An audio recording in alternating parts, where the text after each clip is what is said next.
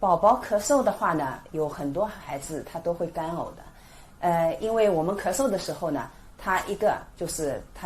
强烈的气流冲进我们的咽部啊，冲我们的咽部，然后呢，还有一个咳嗽的时候，它的负压也会增高啊。那么这个两个动作呢，会刺激喉咙呢出现一个咽反射，就是一个恶心的呕吐的一个反射。那么这个反射呢，如果严重的话呢，它就会导致呕吐。那么这种咳嗽引起的这种干呕和呕吐呢，是对患儿呢是没有很大的影响的，那是我们咳嗽当中的一个正常的表现。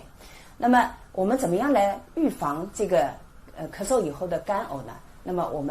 一般我们要给他咳嗽，就是要减轻咳嗽啊。那么减轻咳嗽的话呢，我们可以给他用一点止咳剂啊，止咳剂。那么这种止咳剂呢也很多。那么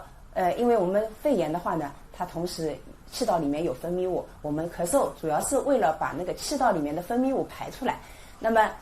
这时候我们的止咳剂呢，要给它降低它的就是咳嗽的程度，但是呢又不能把它完全止牢，因为如果你完全止住了，它气道的分泌物就不能排出来了。所以呢，我们要选一种比较温和的这种止咳剂啊，来进行止咳，不能用那种就是很强烈的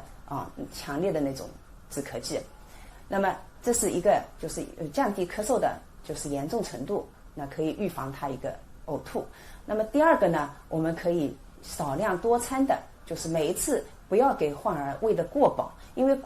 喂得过饱以后，他的胃里面的压力就会增大啊。那么你在负压增高的时候一挤，本身小孩子这个胃的这个贲门部位的那个比较松弛的，胃的发育还没有发育好，他的胃又是横喂的，你再给他喂得很饱的时候，负压增高，那么就容易吐出来啊，容易吐出来。那么我们